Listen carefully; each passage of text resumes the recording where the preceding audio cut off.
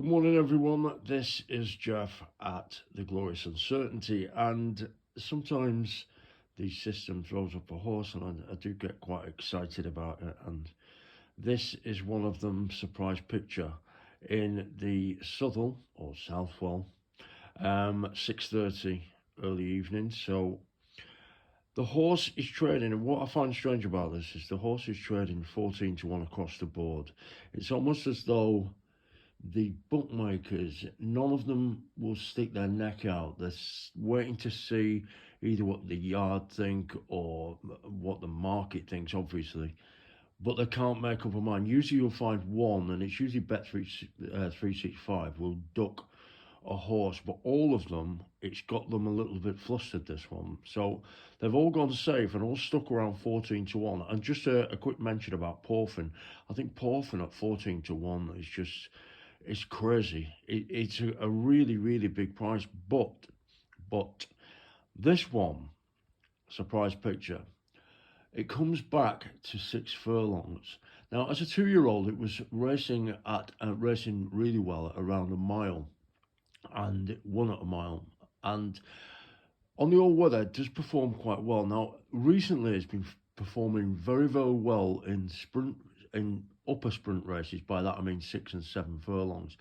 But the 7 furlongs just seems to, as the horse has grown into himself, it doesn't seem that the 7 furlongs suits him. So he's quite an unusual horse. He's a long distance horse, so certainly a horse that wins over 7 furlongs, so mile and a half a furlong. They really go into the bracket of what's called aerobic horses, which their genetic build-up means that they prefer a bigger test, but further to go, and it suits their genetic makeup.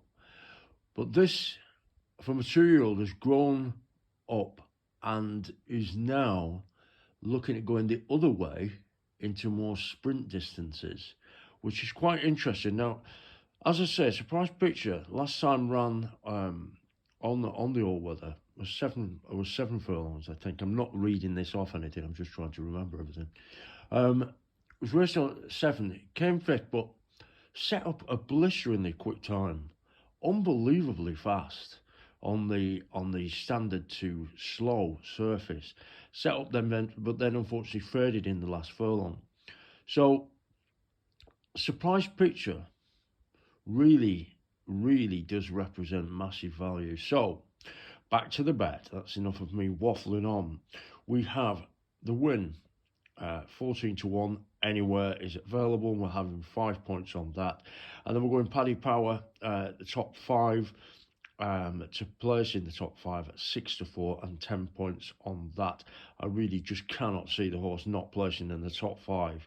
I really genuinely can't see that happening.